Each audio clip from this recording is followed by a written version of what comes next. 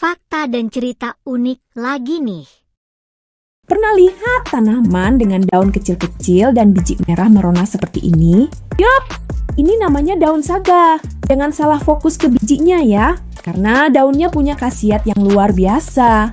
Sejak zaman dulu, daun saga terkenal paling juara buat meredakan batuk berdahak dan menyembuhkan sariawan membandel. Kandungan alaminya bisa bantu mengencerkan dahak. Cara pakainya simple banget, cukup rebus beberapa lembar daunnya dengan air hangat, lalu diminum secara teratur. Rasanya ada manis-manisnya yang khas loh. Tapi ingat ya, jangan pernah makan biji merahnya karena itu beracun. Cukup manfaatkan bagian daunnya saja.